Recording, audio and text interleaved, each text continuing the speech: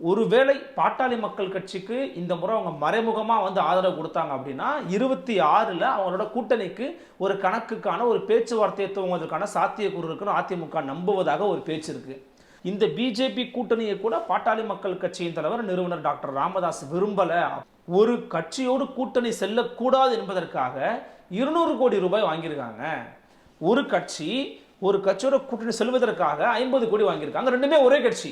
இன்னொரு கட்சியோட வைத்து விடாதே என்று சொன்ன ஒரு முக்கியமான ஒரு கட்சிக்கு 200 கோடி ரூபாய் அந்த கட்சியோட 200 கோடி ரூபாய் அந்த கட்சி கொடுத்துருக்குது. தேவை இந்த இடைத்தேர்தலில் மறைமுகமாக ஆதரவு கொடுங்க, 26ல் வரலாம் சொல்ல மாட்டாங்க. எனவே இந்த ஒற்றை இடைத்தேர்தலில் மையமாக வச்சு பாமகவை இழுத்துறலாம் அப்படின்னு அதிமுக நிச்சயமாக கணக்கு போடாது. அப்படி கணக்கு போட்டால் அது தப்பு கணக்காக தான் முடியும். அதிமுகவுக்கு தெரியும் எப்படி வந்து காங்கிரஸ் தமிழ்நாட்டில் திமுக இவங்கெல்லாம் வஞ்சிக்கிறாங்களோ அதே போல ஆளும் பாஜகவும் வஞ்சிக்கிறது இது ஒரு அறிக்கை விட்டுருக்காரு. Now he is not under BJP's pressure நான் சொல்ல வரேன். அப்படி இருந்திருந்தார் அப்படின்னா 24லேயே கூட்டணிக்கு போயிருக்கலாமே. 24ல் உண்மையிலேயே தமிழ்நாட்டில் அதிமுகவுக்கும் பாஜகவுக்கும் என்னங்க பிரச்சனை? அண்ணாமலைங்கிற ஒரு தனி நபர், அந்த தனி நபருடைய பேச்சுவார்த்தைகள் அவங்களுக்கு ஒரு இஷ்யூ உருவாக்கி இருக்குது. இன்னொன்று, சிறுபான்மை மக்களுடைய வாக்குகள் இவர்கள் இருப்பதால் நமக்கு விழவே மாட்டேங்குது அப்படிங்கிற ஒரு காரணமும் இருந்துச்சு. பாஜகவோட இருந்தால் நாங்கள் ஜெயிச்சிருப்போம் அப்படின்னு சொன்ன வார்த்தையெல்லாம் அதோட பொருத்தி பார்க்க முடியாதா? அண்ணாமலை சொன்னது என்ன? இப்போ உங்களுக்கு தெரியுதா, இப்போ உங்களுக்கு புத்தி வருதா? ஆனால் நாங்கள் திராவிட கட்சி இல்லாமல் தான் நாங்கள் நிற்போம். சீமானுக்கு விழுந்த வாக்கு கூட அவர் என்ன சொல்றாரு, திராவிட கட்சிகள் மீதான எதிர்ப்பு தான் அண்ணன் சீமானுக்கும் எனக்கும் விழுந்திருக்கிறது அப்படின்னு அவர் கிரெடிட் அவர் எடுத்துக்கிறாரு. இந்த பக்கம் இவர் என்ன சொல்றாரு, எடப்பாடி பழனிசாமி 2026ல் கூட கூட்டணி கிடையாதுங்க அப்படிங்கிறது ரொம்ப ஸ்ட்ராங்காக சொல்றாரு. அப்போ அதிமுக பாஜகவுடைய பிரஷர் இருக்குது அப்படிங்கிறது உண்மைனா அது 24லேயே பிரதிபலிச்சிருக்கணும். திமுக எடுத்துக்கிட்டிங்கன்னா கரெக்டாக அந்த மாவட்ட செயலாளர்களுக்கான நிதி வந்து போயிடும். அவங்க அங்கேருந்து அப்படியே ரூட் லெவலில் போய் அதை டிரான்ஸ்ஃபர் பண்ணுவாங்க. எப்பயுமே அதிமுக அதை பண்ணிக்கிட்டு இருந்தாங்க. இந்த முறை அந்த விஷயத்தை வந்து அவங்க கைவிட்டுருக்கிறாங்க. அப்போ அதை நீங்கள் தோற்கடிக்கணும், அவங்கள நீங்கள் பீட் பண்ணணும் அப்படின்னா you need more money, more power. அப்போ அது ரெண்டுமே இல்லாமல் நீங்கள் களத்தில் இறங்குறதுக்கு இறங்காமலே இருந்ததெல்லாம். இப்போ விஜய் சொல்கிறாரு பார்த்தீங்களா, யாருக்கும் ஆதரவு இல்லை, யாரையும் ஆதரிக்க போவதில்லை, நாம் நேரடியாக 2026 வருகிறோம், ஆட்சியை பிடிக்கிறோம்னு சொல்கிறாரு பார்த்தீங்களா. அந்த யுக்தியில் தான் அவங்க போவாங்க அப்படின்னா அப்போ அண்டரில் கிரவுண்டில் இருக்கிறவங்க ஏதோ ஒரு முடிவெடுப்பாங்க. அந்த முடிவெடுக்க இவங்க சொல்லுவாங்க. நீட்டு எதிர்க்கிறாரு, மாநில உரிமை பேசுகிறாரு, தமிழ் மொழி உரிமை பேசுகிறாரு, அப்புறம் தமிழ்நாட்டுக்கான எல்லைகளை பற்றி பேசுகிறீங்க. இது எல்லாவற்றுக்கும் எதிராக இருக்கிறது பாரதிய ஜனதா கட்சி. எப்படி நீங்கள் வந்து அவங்களோட கூட்டணி வச்சிங்க? இது ஒரே ஒரு கேள்வி உங்களை கேட்பாங்களா இல்லையா? அப்போ அந்த கேள்விகளும் பதில் சொல்ல முடியாது. அதனால் திரு டாக்டர் அன்புமணி அவர்கள் வந்து ப்ரெஸ் மீட்டே வைக்கலை. பாட்டாளி மக்கள் கட்சின்னு ஒரு கிரெடிபிலிட்டி இருந்துச்சுல்ல, அந்த கிரெடிபிலிட்டியை அவங்க வந்து தங்களை தாங்களே சுய விமர்சனம் செய்து கொள்ளாத வரையில் மீட்டெடுக்க முடியாதுன்னு நான் சொல்கிறேன். இது வந்து அவங்க மேலே அவங்க தொண்டர்கள் கோவப்படுறதுக்காகவோ அவங்களை குத்தி கொடைணுங்கிறதுக்காகவோ சொல்லலை. அவர்கள் தொண்டர்களே அவர்கள் மீது ஒரு வெறுப்புணர்வில் இருக்க வாய்ப்புகள் நிறைய அதிருப்தியில் இருக்கிறாங்க. என்ன நம்ம தலைவர் இப்படி பண்ணிட்டாரு, ஒரு மாநில கட்சிக்கான அந்தஸ்தை இழந்துட்டாங்க. அவங்க இன்னைக்கு மாம்பழம் சின்னத்தை வந்து கேட்டு பெறக்கூடிய நிலைமையில் இருக்கிறாங்க பாட்டாளி மக்கள் கட்சி.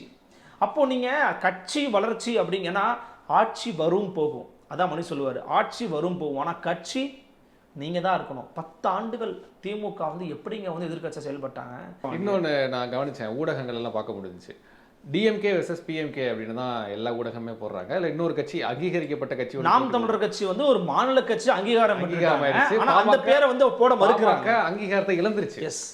ஸோ ஊடகங்கள் இப்படி ஒரு நரேட்டிவை செட் பண்ணுறாங்க, டிஎம்கேக்கும் பிஎம்கேக்கு தான் போட்டி அப்படின்ற நரேட்டிவ். இல்லை, அதுவுமே கூட அது ஒவ்வொரு ஊடகத்தினுடைய ஒரு பின்னணியில் இருக்கக்கூடிய ஒரு நரேட்டிவாக இருக்கலாம். அவங்களுடைய கருத்தியல் நோக்கத்தை அவங்க வந்து புகுத்தலாம். போட்டி இவங்க 2 பேருக்கு மட்டும்தான் அப்படின்றத மக்கள்கிட்ட சொல்ல வராங்க. இல்லை, அப்படி இல்லை தான், உண்மையிலே அப்படி இல்லை தான். ஏன்னா அவர் டாக்டர் அபிநயாங்கிறவங்க நிறுத்திருக்கிறாரு. அவங்க அந்த தொகுதியை சேர்ந்தவங்க தான்.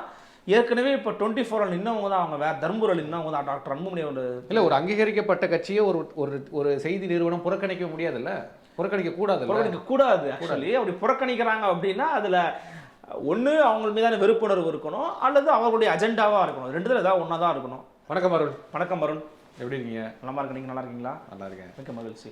விக்கிரவாண்டி இடைத்தேர்தல், அதில் வந்து திமுக போட்டிடுறாங்க, பாஜக கூட்டணியில் பாமக போட்டிடுறாங்க, நாம் தமிழர் கட்சி போட்டிடுறாங்க. அதிமுக நாங்கள் புறக்கணிக்கிறோம், எப்படி நீங்கள் நேர்மையாக நடத்த மாட்டீங்க, எங்களுக்கு தேவையில்லாத செலவுகள் எதுக்கு அப்படின்னு சொல்லி நாங்கள் புறக்கணிக்கிறோம் அப்படின்னாங்க. ஏன் புறக்கணிக்கிறீங்க, அதிமுக பயமா அப்படின்னு கேள்வி எழுப்புனா, இல்லை நாங்கள் ஏற்கனவே புறக்கணித்தவங்க தானே, இவங்க நேர்மையாக நடத்த மாட்டாங்க அப்படின்ற ஒரு காரணத்தை அவங்க சொல்கிறாங்க. நீங்க என்ன நினைக்கிறீங்க? அதிமுகவுடைய புறக்கணிப்புக்கு பிறகு பின்னாடி இருக்கக்கூடிய உண்மையான காரணம் என்னவா இருக்கும்னு நினைக்கிறீங்க? எனக்கு தெரிஞ்சதை நான் சொல்லிடுறேன். ஒன்று, எப்படி நம்ம தோக்க போகிறோம், எதுக்கு தேவையில்லாமல் போட்டிக்கிட்டு அப்படின்ற ஒரு காரணம் சொல்கிறாங்க. இன்னொன்று, பாமகவோட மறைமுகமாக பேசிக்கிட்டு இருக்கிறாங்க. பாமகக்கு இந்த முறை நம்ம வெளியிலேருந்து ஆதரவு கொடுக்கலாம், அதிமுக ஆதரவு கொடுக்கலாம், 2026 நம்மளோட கூட்டணிக்கு வருவாங்க அப்படின்ற மாதிரியான ஒரு பின்னணி பேச்சுவார்த்தை இருக்கிறதாக ஒரு தகவல் சொல்லப்படுது. இன்னொரு காரணம் வந்து அதிமுகவை புறக்கணிக்க சொல்லி பாஜகவினுடைய மேலிடம் உத்தரவு போட்டிருக்குது, அதனால தான் இந்த தேர்தலில் அவங்க புறக்கணிச்சிருக்கிறாங்க, பாமகவை வெளில வைப்பதற்காக அப்படின்னு ஒரு காரணம் சொல்கிறாங்க. என்ன நிஜமான ரீசன் என்ன? இல்லை, நீங்கள் சொன்னதில் வந்து நம்ம ஒவ்வொன்றாவே பகுத்து பார்த்துடலாம். முதல்ல நீங்கள் சொன்ன மாதிரி அவர்கள் கொடுத்த அறிக்கையில் உண்மை இருக்கா அப்படின்னு கேட்டிங்கன்னா உண்மை இருக்குது. ஏன் அப்படின்னா இடைத்தேர்தல்களை ஆளும் வர்க்க அரசை வந்து எப்படி வந்து கையாளுவாங்க அப்படிங்கிறத நம்ம இவ்வளோ நாள் பார்த்துக்கிட்டு தான் இருக்கிறோம். அதற்கு சமீபத்திய ஒரு உதாரணம் என்னன்னு கேட்டிங்கன்னா ஈரோடு கிழக்கு இடைத்தேர்தல் தான். ஈரோடு கிழக்கு இடைத்தேர்தலில் நீங்களும் போயிருப்பீங்க, நானுமே களத்துக்கு போனேன். நம்ம கண்ணுக்கு நேராகவே பார்த்தோம். ஆடு மாடுகளை எப்படி பட்டியல் அடைத்து வைத்திருப்பார்களோ அப்படியாகத்தான் அங்கே இருக்கக்கூடிய மக்களை பட்டியல் அடைத்து வைத்து அவர்களுக்கு ஒரு நாள் முழுக்க படங்களை போட்டு காமிச்சு அவர்களுக்கு உணவு கொடுத்து அவர்கள் அங்கேயே வச்சிருந்து பள்ளிக்கூடம் மாதிரி காலையில் வந்துட்டு மாலையில் கிளம்பி போகிற மாதிரி தான் வந்து டூர்லாமும் அழைச்சிட்டு போனாங்க. எனவே மக்களை வந்து ஒரு பட்டியலில் அடைத்து வைத்து அவர்களுக்கு காசு கொடுத்து தான் இடைத்தேர்தல் சந்திக்கிறாங்க அப்படின்னு அந்த வகையில் அந்த மொழி நடையில் எழுதி வந்திருக்கக்கூடிய அந்த அறிக்கையில் வந்து உண்மை இருக்கத்தான் செய்யுது, அதில் மாற்று கருத்து இல்லை. ஆனால் இது அதிமுகவும் செஞ்சிருக்குது, திமுகவும் செஞ்சுக்கிட்டு இருக்காங்க. இதுதான் கலை யதார்த்தமாக இருக்குது. இன்னொன்று, புறக்கணிப்பு செய்வது அப்படிங்கிறது வரலாற்றில் நிகழாத சம்பவம் ஒன்று கிடையாது. இதுக்கு முன்னாடி திமுகவும் புறக்கணிச்சிருக்கிறாங்க, அதிமுகவும் புறக்கணிச்சிருக்கிறாங்க. எனவே புறக்கணிப்பு யுக்தி அப்படிங்கிறது ரொம்ப இயல்பான ஒன்று. ஆனால் எந்த கட்சியும் நாங்கள் இதற்காக தாங்க உண்மையிலேயே புறக்கணிக்கிறோம் அப்படிங்கிறத சொல்ல மாட்டாங்க. ஏன்னா அது வந்து நடைமுறை கிடையாது. எப்போதுமே சொல்கிறது என்ன அப்படின்னா, இப்போ ஃபார் எக்ஸாம்பிள் தோல்வி அடைஞ்சிட்டோம்னு வச்சுக்கோங்களேன், தோல்வி அடைஞ்சிட்டோம் அல்லது நம்மளால் வெற்றி கேட்டு நெருங்க முடியலன்னா அவங்க நிறைய பணம் கொடுத்துட்டாங்க, அவங்க நிறைய காசு செலவு பண்ணிட்டாங்க, ஜெயிச்சிட்டாங்க அப்படின்ற ஒரு குற்றச்சாட்டை வழமையாக எதிர்க்கட்சிகள் வைப்பாங்க. அதே போல தான் எதிர்க்கட்சியாக இருக்கக்கூடிய அஇஅதிமுக வந்து இவங்க களத்தில் காசு கொடுக்க போகிறாங்க, இவங்க வந்து தேர்தலை ஒழுங்காக நடத்த மாட்டாங்க, அவங்க பக்கம் தான் நிற்கும் இப்படின்ற ஒரு விவகாரங்களை முன்வைத்து விலகிறதுங்கிறது ஒரு டீசெண்டான ஒரு பாலிடிக்ஸ். நான் வந்து டீசெண்டாக விலகிக்கிறோம்பா அப்படின்னு சொல்கிறாங்க. பட் இன்னர் பாலிடிக்ஸ் ஒன்று இருக்குது, உண்மையிலேயே பேக்டோரில் நடக்குது அப்படிங்கிறத பார்க்கும்போது முக்கியமாக நீங்கள் சொன்ன கருத்துக்கள் வந்து சாத்தியமான முதல்ல பார்ப்போம். இப்போ நீங்கள் ஃபஸ்ட்டு என்ன சொன்னீங்க அப்படின்னா, ஒருவேளை பாட்டாளி மக்கள் கட்சிக்கு இந்த முறை அவங்க மறைமுகமாக வந்து ஆதரவு கொடுத்தாங்க அப்படின்னா 26 அவங்களோட கூட்டணிக்கு ஒரு கணக்குக்கான ஒரு பேச்சுவார்த்தையை துவங்குவதற்கான சாத்தியக்கூறு இருக்குன்னு அதிமுக நம்புவதாக ஒரு பேச்சு இருக்குது. ஆனால் இதற்கு 5 இல்லை 2% கூட வாய்ப்பு கிடையாது. ஏன் இப்போ பாட்டாளி மக்கள் கட்சி யாரோட இருக்கிறாங்க அப்படிங்கிறது பிஜேபியோட ஒரு கூட்டணியில் இருக்கிறாங்க.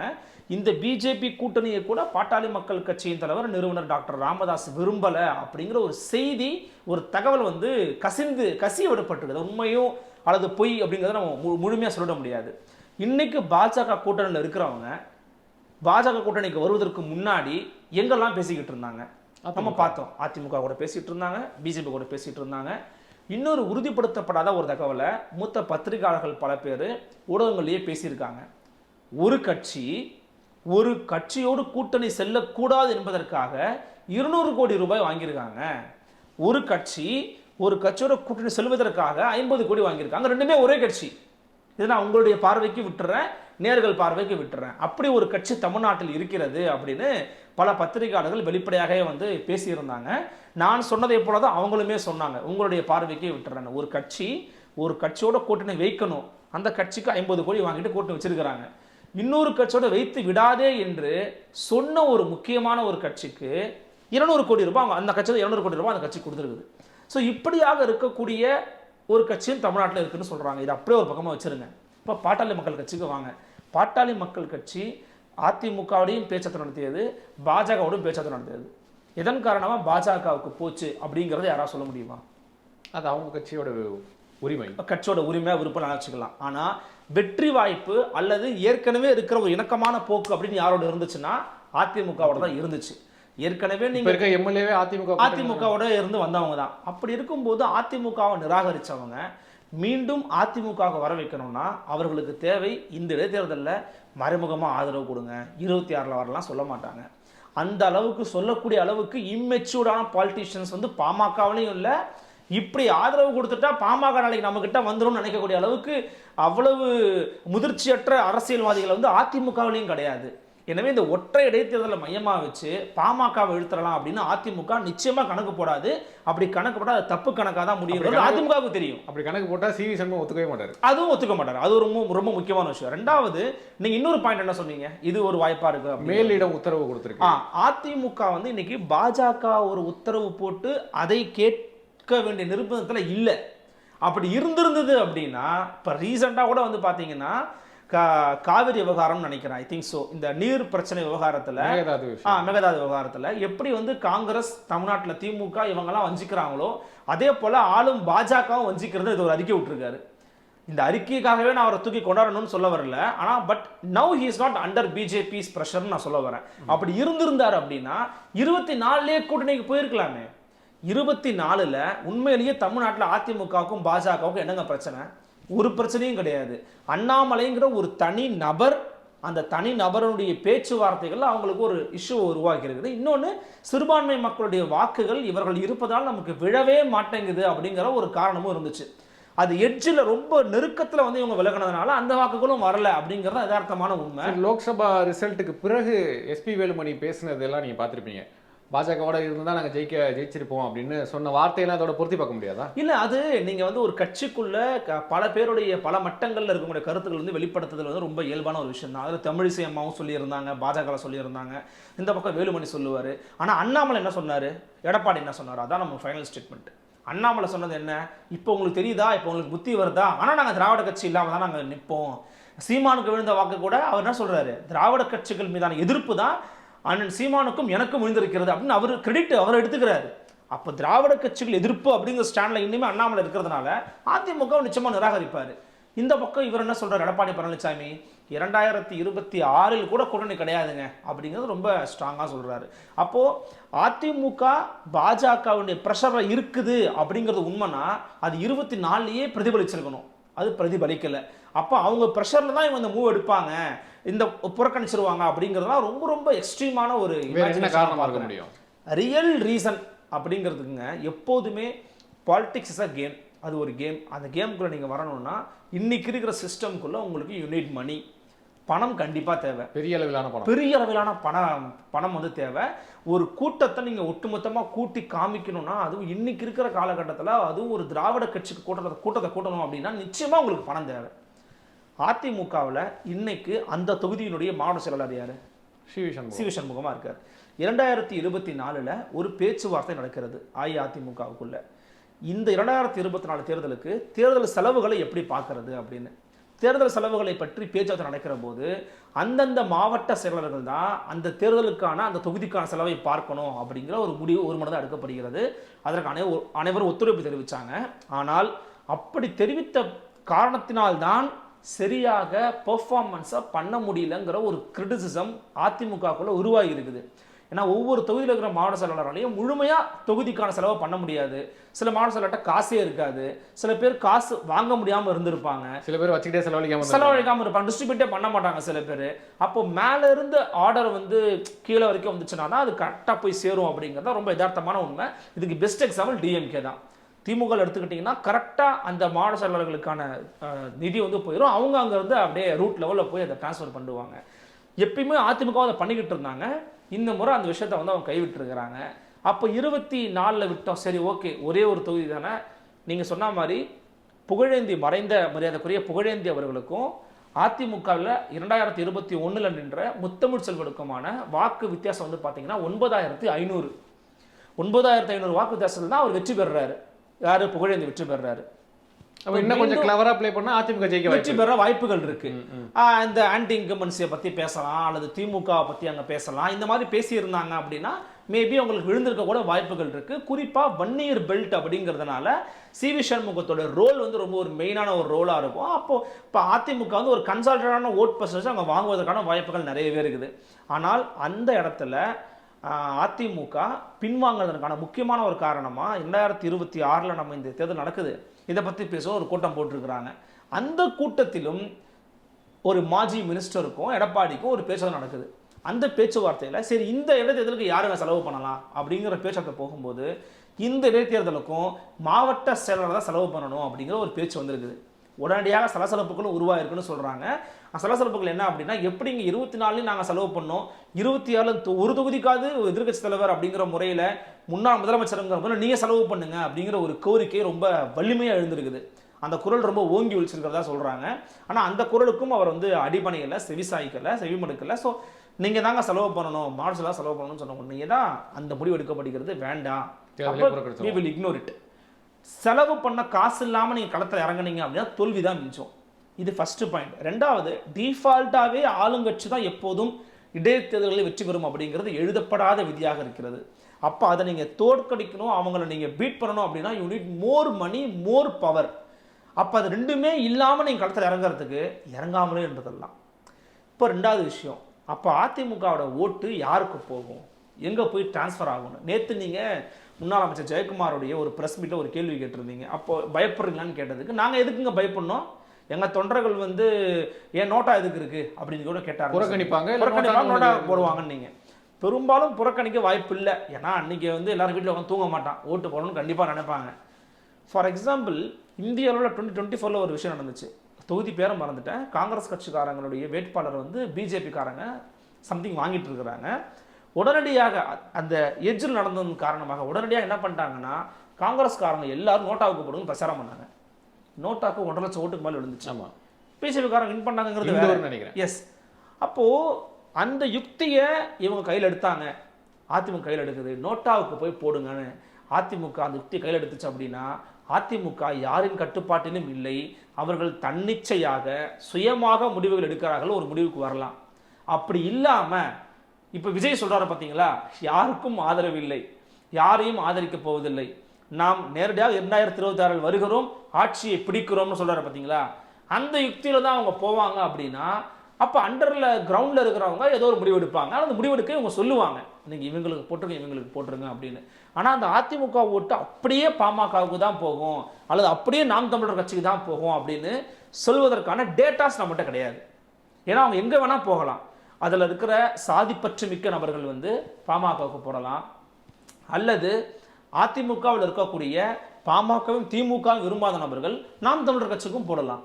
அப்போ ரெண்டு பேருக்குமே இதில் வாய்ப்புகள் சமமாக இருக்கும்போது இவங்களுக்கு தான் முழுமையாக போய் இந்த வாக்குகள் சேரும் அப்படிங்கிறது சொல்ல முடியாத, அல்லது அந்த டேட்டா வந்து இல்லாமல் பேச முடியாதுங்கிறது தான் யதார்த்தமான ஒரு கருத்து. அப்போ அதிமுக புறக்கணிப்புக்கு பின்னாடி இருக்கக்கூடிய மிக முக்கியமான ஒரு விஷயம் நிதி நெருக்கடியாக தான் நான் பார்க்குறேன். அது சி.வி. சண்முகம் அவர்களால் அந்த இடத்துல பங்களிப்பு செய்ய முடியாதுங்கிறத ஓப்பனாகவே சொல்லியிருக்கிறாரு. அது தலைமையை ஒரு வேலை எடுத்து பண்ணியிருக்கலாம், ஆனால் அதிலும் பண்ணாமல் புறக்கணிப்பு செஞ்சுருக்கிறது அப்படிங்கிறத ஒரு மொக்கையான முடிவாக பார்க்கக்கூடாது, தவறான முடிவாக பார்த்துட முடியாது. அது ஒரு வைஸ் மூவ் தான். ஆனால் இதை இன்னொரு கேள்வி சில பேர் எழுப்புறாங்க, பாஜகவுக்கு இடம் கொடுக்குறீங்களா, பாஜக வளர விடுறீங்களா அப்படின்னு சொல்கிறாங்க. அப்படி ஒரு பார்வையை அதிமுக அந்த தொகுதியில் பார்க்கணுன்ற அவசியம் கிடையாது. இப்போ பாஜக வளர வர்றீங்களான்னு கேட்டிங்கன்னா, பாஜக நின்றுருந்தா என்ன இருக்குன்னு நமக்கு தெரியாது, உண்மையிலே தெரியாது. அதில் பாமக நிற்கிது. இப்போ பாமக நிற்கும் போது அவங்க வந்து பாமக வளர்த்து விடணுமோ அல்லது பிஜேபி வளர்த்து விடணுமோன்ற நோக்கம் அதிமுகவுக்கு இருக்க ரொம்ப ரொம்ப குறைவு. அந்த அடிப்படையில் அதையும் நான் வந்து அது ஒரு இமேஜினேஷனாக தான் நான் வந்து பார்க்குறேன். அதாவது அதிமுக கிளியர் ஷாட்டாக வந்து நீங்கள் புறக்கணிங்க, தொண்டர்கள்லாம் புறக்கணிங்க, இல்லை வந்து நோட்டாக்கு போடுங்கன்னு சொல்லாட்டியும் ஒரு முன்னாள் அமைச்சர் அவர் சொல்கிறதெல்லாம் ஒரு கட்சியினுடைய குரலாக தான் பார்க்கப்படுது. ஜெயக்குமார் சொல்கிறாரு, அதிமுக தொண்டர்கள் புறக்கணிப்பாங்க, அப்படி இல்லைன்னா நோட்டான்னு உனக்கு இதுக்கு இருக்குது அதில் போட்டுருவாங்க அப்படின்னு சொல்கிறாரு. இருந்தாலும் அதிமுகவுடைய வாக்குகள் எங்கே செல்லும் அப்படின்ற கேள்விகள் எழுந்துகிட்டே இருக்குது. இன்னொன்று, பாமகவில் அந்த இடஒதுக்கீடு போராட்டத்தின் போது இருந்த 25 குடும்பத்தில் ஒரு 8 குடும்பம் வந்து இந்த விக்கிரவாண்டி தொகுதியில் தான் இருக்குது அப்படின்னு சொல்கிறாங்க. அவங்களுக்கு பாமக செஞ்சு தரேன்னு சொன்ன வாக்குறுதிகளை இத்தனை ஆண்டுகளாக என்ன செஞ்சு தரவே இல்லை அப்படின்ற ஒரு விமர்சனம் இருக்கு. பாமக மேலே இயற்கையாகவே ஒரு விமர்சனம் இருக்குது. பாமகவினுடைய வரலாறு வந்து நமக்கு அப்படி தான் இருக்குது. அவங்க வந்து இடஒதுக்கீடுக்காக போராடின விவகாரத்தையோ, தமிழ் விடுதலைக்காக பேசினதையோ, தமிழ் மொழிக்காக பேசினதையோ அதெல்லாம் வந்து யாருமே மறுக்கலை. வீதிகள் தோறும் அம்பேத்கர் சிலையை வடித்ததற்காக தான் அவருக்கு வந்து தமிழ் குடிதாங்கின்ற பட்டம் கூட ஆக்சுவலி இவர் I think so doctor Thiruma கொடுத்தாருன்னு நினைக்கிறேன். 2 பேரும் ரொம்ப நல்ல ரிலேஷன்ஷிப்பில் இருந்தாங்க. அவரே அவரை பற்றி நிறைய நல்ல விஷயங்கள்லாம் சொல்லியிருக்கிறாரு. ஆனால் ஒரு பக்கம் நல்ல எண்ணங்கள் வந்து அவர்கள் மீது இருந்தாலுமே கூட சமீப கால நடவடிக்கைகள் அப்படிங்கிறது ரொம்ப சந்தர்ப்பவாதமாக இருக்குன்ற விமர்சனம். இல்லை அது நான் சொல்கிறது என்னென்னா, அந்த இறந்து போன குடும்பத்தில் 8 குடும்பம் இந்த தொகுதியில் வருதான். அப்போவே சொல்லியிருக்கிறாங்க, அந்த குடும்பத்தினர்களுக்கு வந்து என்ன காங்கிரீட் வீடு கட்டி தருவோம், குழந்தைகள் படிப்பு செலவுக்கு படித்து என்ன படிக்குதோ அந்த செலவு ஃபுல்லாக கட்சி ஏற்றுக்கும், அதே போல் அந்த வீட்டில் இருக்க ஒருத்தருக்கும் அரசு வேலை வாங்கி தருவோம் அப்படின்னு பல வாக்குறுதிகள் பல ஆண்டுகளுக்கு முன்னாடி கொடுத்துருக்காங்க. இன்னைக்கு வரைக்கும் யாருக்குமே எதுவுமே செஞ்சு தரவே கிடையாது. இப்போ எந்த முகத்தை வச்சு போய் ஓட்டு கேட்பாங்க அப்படின்ற ஒரு விமர்சனம், இதெல்லாம் வந்து எதிர்க்கட்சிகள் எப்படி எடுத்துகிட்டு போகிறாங்க அப்படின்றத பொறுத்து தான் இருக்குது. இப்போ ஸோ பாமக அந்த இடத்துல வந்து காஸ்ட் ரீதியாக பெர்ஃபார்ம் பண்ணாலும் இந்த மாதிரியான விஷயங்களை வந்து எதிர்க்கட்சிகள் வந்து கரெக்டாக ப்ளே பண்ணாங்கன்னா பாமக கொடுக்குற ஓட்டை தடுக்க முடியும். இல்லை, அதுதான் சொல்கிறேன். அவங்க மேலே நீங்கள் சொல்கிற மாதிரியான கிரவுண்ட் லெவலில் இருக்கக்கூடிய விமர்சனங்களும் இருக்குது. பொதுவாக அவங்க மேலே இருக்கிற பார்வை அப்படிங்கிறது இவங்க இன்றைக்கி இங்கே இருப்பாங்க அப்புறம் அங்கே போயிடுவாங்க அப்படிங்கிற பார்வை வந்து ரொம்ப இயல்பாக வர ஆரம்பிச்சிருச்சு. கண்டிப்பாக அதை வந்து தவிர்க்கவே முடியல. நல்ல ஞாபகம் இருக்கு எனக்கு. இப்போ பிஜேபியோட சேராம சௌமியா அன்புமணி நின்றுட்டாங்கன்னா தமிழ் ஜெயிச்சிருப்பாங்களா இல்லையா? மேபி வாய்ப்பு இருக்கலாம், மேபி உருவாகி இருக்கலாம், அதுக்கான சாத்தியக்கூற கூட அமைஞ்சிருக்கலாம். தனியாக நின்றா கூட ஜெயிச்சிருக்கலாம். எஸ். ஆனால் என்ன ஒரு விஷயம்னா, இவங்க வந்து ரொம்ப நார்மலைஸ்டாக வந்து பார்க்குற டாக்டர் அன்புமணி அவர்கள் கூட எப்போதுமே அவர் இந்த அலைன்ஸ்லாம் செட் ஆச்சுன்னா ப்ரெஸ் மீட் கொடுப்பாரு. அந்த ப்ரெஸ் மீட் உங்களுக்கு ஞாபகம் இருக்குன்னு நினைக்கிறேன். நம்ம ஷபீர் அண்ணா ஒரு ப்ரெஸ் மீட்டில் வந்து கேள்வி கேட்பார். இந்த மாதிரி ஏற்கனவே நீங்கள் சொன்னீங்களே அதிமுக கூட போக மாட்டேன்னு சொன்னீங்களேன்னு ரொம்ப அவர் அடுத்தடுத்து கேள்வி கேட்கும்போது அவர் சொல்லுவார், ஷபீர் தண்ணி கொடுங்க நீங்கள் அப்படின்னுவார். அவருடைய வெளிப்படுத்தல்களுக்கான ஒரு களம் வந்து எப்போதுமே இருக்கும். இந்த முறை அந்த ப்ரெஸ் மீட்டே அவர் வைக்கலை. எப்போ பிஜேபி கூட ஓகே ப்ரெஸ் மீட்டே அவர் வைக்கல. ஏன் ப்ரெஸ் மீட் வைக்கல? ஏன்னா கண்டிப்பாக மிக கடுமையான கேள்விகள் வரும்னு அவருக்கு தெரியும். நீட்டு எதிர்க்கிறாரு, மாநில உரிமை பேசுகிறாரு, தமிழ் மொழி உரிமை பேசுகிறாரு, அப்புறம் தமிழ்நாட்டுக்கான எல்லைகளை பற்றி பேசுகிறீங்க. இது எல்லாவற்றுக்கும் எதிராக இருக்கிறது பாரதிய ஜனதா கட்சி. எப்படி நீங்கள் வந்து அவங்களோட கூட்டணி வச்சிங்க? இது ஒரே ஒரு கேள்வி உங்களை கேட்பாங்களா இல்லையா? அப்போ அந்த கேள்விகளோட பதில் சொல்ல முடியாது. அதனால் திரு டாக்டர் அன்புமணி அவர்கள் வந்து ப்ரெஸ் மீட்டே வைக்கலை.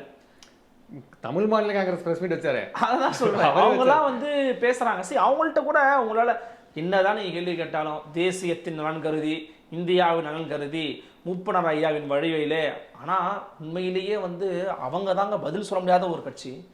மூப்பனார் அவர்கள் பாஜக கட்சி எதிர்க்கணுங்கிறதுக்காகவே தமிழ் மாநில காங்கிரஸ் உருவாக்குனாருங்க. ஆனா இன்னைக்கு அந்த தமிழ் மாநில காங்கிரஸ் அப்படியே பிஜேபி உட்கார்ந்து இருக்கிறது மிகப்பெரிய ஒரு முரண். அதாவது தலைகீழ் மாற்றம்னு சொல்லுவாங்கல்ல, அது வந்து தமாக நடந்திருக்குது. ஏன் பாமகவுக்கு நடந்ததை வந்து நம்ம ஏன் இன்னைக்கு வந்து மக்கள் திறன் நார்மலைஸ் ஆகிருக்குன்னு டாக்டர் அன்புமணி நினைக்கிறார். ஆனால் உண்மை கிடையாது. அவர் மேலே ஒரு மிகப்பெரிய நம்பிக்கை வச்சுருந்தாங்க. ஓகே, ஒரு மாற்றா வருவார், தொடர்ந்து நிற்பாருன்னு பார்த்தாங்க. ஆனால் ஒவ்வொரு தேர்தலையும் ஒவ்வொரு கட்சியோட போய் கூட்டணி மாறி மாறி மாறி மாறி வைத்து அவர்கள் மீதான நம்பகத்தன்மை அவர்கள் இழந்து விட்டார்கள் அப்படிங்கிறத அவர்கள் இன்னும் உணரலாம் நான் நினைக்கிறேன். இன்னைக்கு சிதம்பரத்துலையும் விழுப்புரத்துலையும் வன்னியர்கள் ஓட்டு போட்டு தான் நாங்கள் ஜெயிச்சோன்னு விசிக பெருமையாக சொல்லிக்கிறாங்க. அப்போது அவங்க என்ன சொல்றது, வன்னியர்களை பாமகவிடமிருந்து மீட்பது தான் எங்களுடைய முதல் வேலை அப்படின்னு விசிக அதை ஒரு முழக்கமாக எடுத்துருக்கோம். அது விசிகவுக்கும் பிஎம்கேக்கும் எப்பவுமே இருக்கிற அந்த ஒரு வார்னு வச்சுக்கோங்களேன். அந்த வாரில் வந்து யார் ஜெயிக்கிறாங்க தோக்குறாங்க கூட ரெண்டாவது. ஆனால் பாட்டாளி மக்கள் கட்சி ஒரு கிரெடிபிலிட்டி இருந்துச்சுல்ல, அந்த கிரெடிபிலிட்டியை அவங்க வந்து தங்களை தாங்களே சுய விமர்சனம் செய்து கொள்ளாத வரையில் மீட்டெடுக்க முடியாதுன்னு நான் சொல்கிறேன். இது வந்து அவங்க மேலே அவங்க தொண்டர்கள் கோவப்படுறதுக்காகவோ அவங்களை குத்தி கொடைணுங்கிறதுக்காகவோ சொல்லலை. அவர்கள் தொண்டர்களே அவர்கள் மீது ஒரு வெறுப்புணர்வுல இருக்க வாய்ப்புகள் நிறைய அதிருப்தியில் இருக்கிறாங்க. என்ன நம்ம தலைவர் இப்படி பண்ணிட்டாரு, இப்படியே இருந்திருக்கலாமே, நம்ம ஜெயிக்கலன்னா கூட பரவாயில்ல, போட்டி போட்டிருக்கலாமே, இந்த மாதிரி இருந்திருக்கலாமேன்னு ஒரு மாநில கட்சிக்கான அந்தஸ்தை இழந்துட்டாங்க. அவங்க இன்னைக்கு மாம்பழம் சின்னத்தை வந்து கேட்டு பெறக்கூடிய நிலைமையில இருக்கிறாங்க பாட்டாளி மக்கள் கட்சி. அப்போ நீங்க கட்சி வளர்ச்சி அப்படிங்கன்னா ஆட்சி வரும் போகும், அதான் மணி சொல்லுவார், ஆட்சி வரும் போகும், ஆனால் கட்சி நீங்கள் தான் இருக்கணும். 10 ஆண்டுகள் திமுக வந்து எப்படிங்க வந்து எதிர்கட்சியை செயல்பட்டாங்க. கட்சியை உடையாமல் கட்சிக்கு சேதாரம் ஏற்படாமல் அப்படியே கொண்டு போகிறதுலாம் பெரிய விஷயம். அப்போ அந்த விஷயத்த பாட்டாளி மக்கள் கட்சி பண்ணியிருக்கணுமா இல்லையா, செஞ்சுருக்கணுமா இல்லையா, தவறிட்டாங்க அப்படிங்கிறத நம்ம கருத்து. அந்த தவறுனதை மீண்டும் மீண்டும் தவறு செய்யாமல் இருந்தாங்கன்னா ஓரளவு பாதுகாக்கலாம். ஏற்கனவே அவர்கள் மீதான அந்த கிரெடிபிலிட்டி குறைந்ததன் காரணமாக இதில் வெற்றி வாய்ப்புகள்லாம் உண்மையிலேயே வாய்ப்புகள் ரொம்ப ரொம்ப ரொம்ப குறைவு. திமுக ரொம்ப ஈஸியாக ஸ்வீப் பண்ணிடுவாங்க இந்த விக்ரம். இன்னொன்று நான் கவனித்தேன், ஊடகங்கள் எல்லாம் பார்க்க முடிஞ்சிச்சு. டிஎம்கே வெர்சஸ் பிஎம்கே அப்படின்னு தான் எல்லா ஊடகமே போடுறாங்க. இல்லை இன்னொரு கட்சி அங்கீகரிக்கப்பட்ட கட்சி நாம் தமிழர் கட்சி வந்து ஒரு மாநில கட்சி அங்கீகாரம் ஆயிடுச்சு. அந்த பேரை வந்து போட மறுக்கிறாங்க, அங்கீகாரத்தை இழந்துருச்சு. எஸ். ஸோ ஊடகங்கள் இப்படி ஒரு நரேட்டிவை செட் பண்ணுறாங்க, டிஎம்கேக்கும் பிஎம்கேக்கு தான் அங்கே போட்டி அப்படின்ற நரேட்டிவ். இல்லை, அதுவுமே கூட அது அது ஒவ்வொரு ஊடகத்தினுடைய ஒரு பின்னணியில் இருக்கக்கூடிய ஒரு நெரேட்டிவாக இருக்கலாம், அவங்களுடைய கருத்தியல் நோக்கத்தை அவங்க வந்து புகுத்தலாம். போட்டி இவங்க 2 பேருக்கு மட்டும்தான் அப்படின்றத செட் மக்கள்கிட்ட சொல்ல வராங்க. இல்லை, அப்படி இல்லை தான், உண்மையிலே அப்படி இல்லை தான். ஏன்னா அவர் டாக்டர் அபிநயாங்கிற நிறுத்திருக்கிறாரு, அவங்க அந்த தொகுதியை சேர்ந்தவங்க தான். ஏற்கனவே இப்போ 24 நின்னவங்க தான், அவங்க வேற தர்மபுரியில் நின்னவங்க தான். டாக்டர் அன்புமணி இல்லை, ஒரு அங்கீகரிக்கப்பட்ட கட்சியை ஒரு செய்தி நிறுவனம் புறக்கணிக்க முடியாதுல்ல, புறக்கணிக்க கூடாது. ஆக்சுவலி அப்படி புறக்கணிக்கிறாங்க அப்படின்னா அதில் ஒன்று அவங்க மீதான வெறுப்புணர்வு இருக்கணும், அல்லது அவர்களுடைய அஜெண்டாவாக இருக்கணும். ரெண்டுத்தில் ஏதாவது ஒன்றா தான் இருக்கணும். ரெண்டுமே ஒன்று தான். ஆக்சுவலி அஜெண்டாங்கிறது அவங்க மீதான வெறுப்புணர்வு தான். ஸோ இப்போ நம்ம அவங்க மீது உங்களுக்கு கருத்தியல் ரீதியாக எல்லாருக்கும் வந்து ஒரு ஏற்பு இருக்கலாம், மறுப்பு இருக்கலாம். போட்டி போடுறாங்களா இல்லையா? கண்டிப்பாக. நீங்கள் நினச்சிங்கன்னா தமிழ்நாட்டில் வந்து பாருங்களேன், எல்லா தேர்தல்லையும் எல்லா தொகுதியிலும் ஒரு கட்சி தவறாமல் போட்டிடும், கண்டிப்பாக தோற்றுருவாங்க. யாருன்னா பிஎஸ்பி. ஆமாம், பகுஜன் சமாஜ் கட்சி தமிழ்நாட்டில் நடக்கக்கூடிய எல்லா தேர்தலையும் போட்டி போடுவாங்க. ஒரு ஆட்டோவில் யானை சின்னம் போட்டு உங்கள் தெரு வழியே கண்டிப்பாக ஒரு பிரச்சார வாகனம் ஒன்று போகும். பகுஜன் சமாஜ் கட்சிக்கு வாக்களியுங்கள் மக்களே, ஒடுக்கப்பட்ட பிற்படுத்தப்பட்ட தலித்துகள் இஸ்லாமியர்களுக்கான பாதுகாப்பரன் பிஎஸ்பி தான் சொல்லி ஒரு வண்டி போகும். எல்லாத்துலேயும் போட்டி போடுவாங்க. அவங்க தோற்றுருவாங்க, ஜெயிக்கிறாங்க ரெண்டாவது விஷயம். அவங்களுடைய ரெப்ரசன்டேஷன் வந்து அட்லீஸ்ட் சிம்பிள்லையாவது இருக்கும். சேனலில் வர முடியாதுங்கிறது ரெண்டாவது விஷயம். பட் இவங்க மாநில கட்சி அங்கீகாரம் பெற்றுக்கிறாங்க. தேர்தலில் போட்டி போடுறதுனா ஒரு கட்சியோட முதல் வேலை, அடிப்படை வேலை அதுதான். அதை முதல்லையே டாக்டர் அபிநயாங்கிற அவங்கள வந்து காலத்தில் நிப்பாட்டி இப்போ 24-25 வேலையை ஆரம்பிக்க போகிற தகவல் வந்து வெளியாகி இருக்கிறது. அப்போ காலத்தில் போய் வேலை செய்ய போகிறாங்க அப்படின்னா அவங்கள நீங்கள் ரெப்ரசன்ட் பண்ணணும்ல, அவங்களுடைய பேரையும் நீங்கள் போடலாம் தானே. அப்போ ஏன் அவங்கள மட்டும் புறக்கணிக்கணும்? அப்போ அது ஒவ்வாமையை காமிக்கிறாங்க. அது ரொம்ப தவறானதுங்கிற, அந்த ஒவ்வாமை ரொம்ப தவறானது, பிழையானதுங்கிற. எல்லாருமே அந்த இடத்துல பிஜேபி போட்டியிடுதா, பிஜேபின்னு போடுங்க. போட்டியிடுற ஒரு வேட்பாளரையே நீங்க காட்டல அப்படின்னா அதுக்கு பின்னாடி உங்களுக்கு வெறுப்புணர்வு தானே இருக்கு அந்த ஊடகத்துக்கு. அப்படிதான் நம்ம எடுத்துக்கணும், அப்படிதான் எடுத்துக்கணும். அது ஏன் அதை பண்றாங்கன்னு நமக்கு தெரியல. அந்த வெறுப்புணர்வை ஏன் காட்ட வேண்டிய நேரமே இது இல்லையே. ஒரு மாநில கட்சியாக ஒருத்தர் அங்கீகாரம் பெற்றுட்டாங்கன்னா அதுக்கப்புறம் பேசுங்க. மாநில கட்சி எப்படி வந்தாங்க, அவங்க இதுக்கப்புறம் தொடருவாங்களா தொடர மாட்டாங்களா, அந்த டிஸ்கஷன் நடத்தலாம். ஒரு இண்டிபெண்டன்ட்னா கூட சரி ஓகே, இப்போ சுயேட்சை வேட்பாளர் அப்படின்னு சொல்லலாம். ஒரு அங்கீகரிக்கப்பட்ட கட்சியில் அது அவங்க திட்டமிட்டு தான் அந்த வேலையை பார்க்குறாங்கிறது நம்ம வெளிப்படையாவே தெரியுது நமக்கு. திமுகவில் மாவட்ட செயலாளர் பொறுப்புலேருந்து செஞ்சி மஸ்தான் நீக்கப்படுறாரு. அங்கே வந்து ஒரு என்ன சொல்கிறது, உட்கட்சி பூசல் நிலவுது அப்படின்னு பல பேர் சொல்கிறாங்க. என்ன நடந்துகிட்டு இருக்கு திமுக பொறுத்த வரைக்கும் அந்த விழுப்புரம் பகுதியில்? இல்லை, திமுகவில் இப்போ செஞ்சி மஸ்தானுக்கு வந்து உள்ளுக்குள்ள ஒரு பொறுப்பு ஒன்று கொடுத்துருக்குறாங்க. ஆனால் அவரை நீக்கப்பட்டதுக்கான காரணம் அப்படிங்கிறது ரொம்ப தெளிவான ஒரு நிலைப்பாட்டில் இல்லை. ஏன்னா ரொம்ப நாளாக அவர் ஒரு மாவட்ட செயலாளர் பதவியில் இருந்திருக்கிறாரு. ஸோ ஒருத்தரை சேஞ்ச் பண்ணலான்னு பண்ணியிருக்கிறாங்கன்னு சொல்கிறாங்க. ஆனால் வெளியிலிருந்து பார்க்கக்கூட பார்வை அப்படிங்கிறது ரெண்டாக இருக்குது. ஒன்று, திமுகவுக்கு உள்ள இஸ்லாமியர்களுக்கான பிரதிநிதித்துவம் என்ன, அவங்களுக்கான முக்கியத்துவம் என்ன அப்படிங்கிற பார்வையில் திமுக கொஞ்சம் பின்வாங்குதோ. ஏன்னா தொடர்ந்து இப்போ ஆவடி நாசரை வந்து தூக்குனதாக இருக்கட்டும், அதன் பிறகு இப்போ இவரை தூக்குறதா இருக்கட்டும், குறிவைப்பது எல்லாமே இஸ்லாமியர்களாக இருக்கிறாங்க. அப்போ கட்சிக்குள்ள நீங்கள் சமூக நீதி சார்ந்து இஸ்லாமிய சிறுபான்மையினர் மக்களுக்கான பிரதித்துவம் சார்ந்து இன்னும் வீரியமாக செயல்படலையோ அல்லது அதில் ஒரு சுணக்கம் காட்டுறீங்களோங்கிற விமர்சனம் வந்து ரொம்ப வெளிப்படையாக வர ஆரம்பிச்சிருச்சு. அது எப்படி அவங்க சரி பண்ண போகிறாங்கன்னு தெரியல. ஆக்சுவலி அவரை தூக்கின பிறகு அந்த கிரிட்டிசிசம்ஸுங்கிறது ரொம்ப கொஞ்சம் அதிகமாக இருந்துச்சு. அதன் பிறகு தான் அவருக்கு ஒரு பதவி கொடுத்துருக்குறாங்க. இப்போ உள்ளுக்குள்ளேயே சம்திங் ஒரு சின்னவராக ஒரு பதவி கொடுத்துருக்குறாங்க. ஆனால் அது வந்து போதுமானதா அப்படின்னு கேட்டிங்கன்னா அது ஒரு கேள்விக்குறி தான். ஏன்னா சிட்டிங் மினிஸ்டர் அவர் ஒரு மாவட்ட செயலாளர் பதவியில் வந்து அது ஒரு நல்ல ஒரு விஷயமா தான், ஒரு கெத்தாக தான் இருக்கும். இஸ்லாமியர் இருந்துட்டு போட்டுமே இருக்கட்டும், நல்லா இருக்குமே அது ஆக்சுவலி பார்க்க. ஆனால் அப்படி இல்லை. நீங்கள் எம்பிக்களாகவே அவங்க நிப்பாட்டலைங்க. அவங்க எம்பிக்களாக யாரும் நிப்பாட்டுவாங்கன்னா இதில் நம்ம ஐயுஎம்லேருந்து ஒருத்தர் நிப்பாட்டுவாங்க. இந்தியா கூட்டணியிலே இல்லை. இந்தியா கூட்டணிலேயே எம்பிக்கள் வந்து முஸ்லீம்கள் எம்பி ரொம்ப ரொம்ப குறைவு தான். அடிப்படையில் அவர்களுடைய பார்வையெல்லாம் ரொம்ப பார்த்தீங்கன்னா ரொம்ப குறுகலான தட்டையான பார்வையாக இருக்குது. அவங்கள ஆதரிக்கிறவங்களா இருக்கட்டும், அவங்களாவே இருக்கட்டும். இஸ்லாமிய எம்பிக்கள் களத்துக்கு செல்வது முக்கியமா, இஸ்லாமிய எம்பிக்களுக்காக பேசுவது முக்கியமான்ற கேட்குற அளவுக்கு அவங்க வந்திருக்கிறாங்க. அது மட்டும் இல்லாமல் நின்னா தோல்வி அடைஞ்சிருவாங்க, நின்னா வெற்றி பெறுவதற்கான வாய்ப்புகள் ரொம்ப குறைவாக இருக்கும்னு பேசக்கூடிய அளவிற்கு ஒரு தட்டையான பார்வை உருவாகி இருக்குது. இது எப்படி இருக்குன்னா, ஒரு வேளை இன்னைக்கு ரிசர்வ்டு தொகுதிகள், தனித்தொகுதிகள் ஒதுக்கப்படாவிடில் தலித்துகளுக்கு அரசியல் பிரதிநிதித்துவமே கொடுத்துருக்க மாட்டாங்க. இப்போ எப்படி நிற்க வச்சுதான் ஆகணுங்கிறதுனால ஆராசாவை நின்று தான் ஆகணும், இன்னொருத்தரை நிற்க வச்சுதான் ஆகணும், தலித் நின்று தான் ஆகணும் அப்படிங்கிற ஒரு பார்வை ஒன்று உருவாயிருக்குது இல்லை. ரிசர்வ் தொகுதிகளோட அதே உருவாயிருக்காதோ அப்படிங்கிற எண்ணத்தை இவங்களுடைய வெளிப்பாடுகள் வந்து நமக்கு உணர வைக்குது. நீங்கள் ஏற்கனவே நம்ம பேசுனது தான், மேல் பாதியில் கோயிலுக்குள்ளே அலோவ் பண்ண மாட்டேங்கிறான், அங்க இருக்கிற ஆதிக்க சாதியினர், அங்க இருக்கிற தலித்து மக்கள் உள்ள விட மாட்டேங்கிறான். ரொம்ப காமனா ஒரு அரசியல்ல ஒரு அரசாங்கத்துல ஒரு பிரதிநிதியா இருக்கிறீங்க, என்ன முடிவு எடுப்பீங்க? அதை சுமூகமா பேசி முடிவு பண்ணி 2 பேரும் போற மாதிரி தான் பண்ணணும். 2 பேரும் போற மாதிரி பண்ணணுங்கிறதா நம்முடைய முடிவா இருக்குன்னு கோயில் எடுத்து போட்டுவீங்களா? அது சரியான முடிவு இல்ல. எத்தனை கோயில் எடுத்து போட்டுவீங்க? இதே வள்ளுவர் கோட்டத்துல மரியாதைக்குரிய டாக்டர் திருமாவளவன் பேசியிருக்கிறாரு. தமிழ்நாடு முழுக்க பூட்டப்பட்டிருக்கக்கூடிய கோயில் இன்னைக்கு எவ்வளவு அதிகம், அதை ஒவ்வொன்றுத்தையும் சிறுத்தைகள் தான் திறந்துருக்குதுங்கிறாரு. நாங்க தான் பாட்டு திறக்க வைக்கிறோம். ஏன் அரசாங்கம் வந்து பூட்டிட்டு போயிடுற, எவனுக்கு வேணா இவனுக்கு வேணாம், அதுல யார் வெற்றி பெறுறது? ஆதிக்க சாதி தான் வெற்றி பெறான். அவன் என்ன நீ உள்ள போக கூடாதுடா, முதல்ல நான் போகாட்டியும் பரவாயில்ல, நான் போகலன்னா பரவாயில்ல, நீ உள்ள போக கூடாதுடா அப்படிங்கிறான். கடைசி வரைக்கும் அவன் ஜெயிச்சுட்டே இருப்பான், நீ தோத்துட்டே இருப்பியா? அப்போ கோயில் பூட்டுறத கூட ஒரு அரசாங்கம் வந்து ஒரு சுமூகமான சூழல் உருவாவதற்காக இதெல்லாம் பண்ணுவாங்கன்னா எவ்வளவு நாளைக்கு? அப்போ புரட்சின்னா என்ன? அப்போ எதுக்கு நீங்க புரட்சி சமூக நீதியெல்லாம் பேசுறீங்க? அவனை உள்ள விட்டு அவனும் சாமியை கும்பிடணுங்கிறதானே நம்மளோட நோக்கமா இருக்க முடியும். சாமி கும்பிடுறது நல்லதா கெட்டதாங்கிற விவாதங்கள்லாம் வேண்டாம், அவனுக்கான உரிமையை அவனுக்கு பெற்றுக்கொடு, அவ்வளவுதான். கோயில் பொதுவானது எல்லாரும். அப்ப அந்த மாதிரியான சூழல்லையே அவ்வளவு குறுகலான பார்வை வச்சிருக்கிறவங்க தான் இந்த நபர்கள்.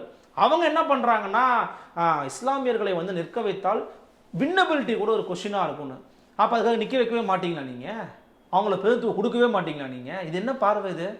நம்ம இன்னொரு மதத்துல இருக்கக்கூடிய வழிபாடு தலத்தை கூட ஈஸியா போக முடியுங்க. நாகூர் தர்காக்கு போக முடியும், வேளாங்கண்ணி போலாம். கோயில் நம்ம கும்பிடுற சாமி கோயிலுக்குள்ள போறது தான் கஷ்டமா இருக்கு. அப்போ இது வந்து என்னன்னா, கட்சிக்குள்ள அவங்க வந்து யோசிக்க வேண்டிய ஒரு விஷயம். ஏன் திமுக வந்து எல்லாரும் வந்து எதிர்பார்க்கிறாங்க அப்படின்னா, திமுக அந்த மாரல் எடுத்துக்கிறாங்க. நாங்க வந்து சமூக நீதியான ஒரு கட்சி, நாங்க இடஒதுக்கீட்டுக்காக பேசக்கூடிய ஒரு கட்சி, அனைவருக்கும் அனைத்தும் கிடைக்கணும் என்று எண்ணக்கூடிய ஒரு கட்சிங்கிறதுனால அந்த கட்சியின் மீதான இந்த பார்வைங்கிறது ரொம்ப இயல்பானது. இது அவங்கள வந்து வேண்டுமென்றே கார்னர் செய்யணுங்கிறதுக்காக யாரும் கேட்கல. யாராவது அதிமுக கேட்டு நீங்க பார்த்துருக்கீங்களா? அதிமுகல நிலோஃபர் கஃபீல் புர்கா அணிந்து கொண்டு ஒரு அமைச்சரா இருந்தாங்க, சட்டப்பேரவைக்குள்ள இருந்தாங்க. அது வந்து பார்ப்பதற்கு ஒரு கலர்ஃபுல் எல்லாரும் இருக்காங்கப்பா உள்ள, எல்லா விதமான சமூகத்துக்கான பிரதிநிதித்துவம் கிடைச்சிருக்கப்பா அப்படின்னு இன்னைக்கும் அதிமுக கிரெடிட் அதை பார்க்கறாங்க. அப்ப அந்த மாதிரியான ஒரு சூழல் இன்னும் திமுகவில் ஏன் உருவாகாம இருக்குது? இன்னுமே திமுகவுக்கு உள்ள இருக்கக்கூடிய சில எம்எல்ஏக்கள் எங்கிட்ட வெளிப்படையாக ஆஃப் தி கேமரால பேசியிருக்காங்க. எங்களுக்கான ஒடுக்கப்பட்ட தலித் சமூகத்தை சேர்ந்த எம்எல்ஏக்கள் சில பேர் இருக்காங்க, சீட்டு ஒதுக்குறதுல கூட பிரச்சனை இருக்குங்க. உள்ளுக்குள்ள எம்எல்ஏக்களோட வரிசை இருக்குல்ல, சீட்டுலேயே கூட அதில் வந்து உள்ளுக்குள்ள சில வேலைகள்லாம் பார்க்குறாங்க. அதெல்லாம் நம்ம சட்டமன்றத்துக்குள்ள போய் நம்ம இன்னும் கொஞ்சம் கிளவராக நோட் பண்ணால் நம்ம கண்டுபிடிக்க முடியும். அப்போ அந்த மாதிரி விஷயம்லாம் தவிர்த்துட்டு கட்சிக்குள்ள அசம்பிளியில் உட்கார்ற சீட்டு, ஆமா, அதுல வந்து நிறைய வேலையெல்லாம் பார்க்குறாங்க போல் இருக்கு. அதை நான் இங்கே வெளிப்படையாக பேச விரும்பல. ஆனா இன்க்ளூசிவ்னஸை வந்து முதல்ல கட்சிக்குள்ள கொண்டு வரணுங்கிற நோக்கம் வந்து திமுக தலைமைக்கு தெரியணும். அது ஒன்லி வாரிசுகளுக்கு மட்டும்தான் கொடுப்பேன் அப்படின்னு சொன்னாங்கன்னா அது மீண்டும் மீண்டும் வந்து விழுப்புரத்துலேயே அவங்களுக்கு எதிரான ஒரு மனநிலை உருவாக்குவதற்கான வாய்ப்புகள் நிறைய இருக்குது. பார்க்கலாம். தேர்தல் நெருங்க என்ன நடக்குது, அப்டேட்ஸ் நடக்குது அப்படின்றதையும் நம்ம தொடர்ந்து பேசுவோம். உங்களுடைய கருத்துக்களை பயந்தமைக்கு ரொம்ப நன்றி. நன்றி அருண்.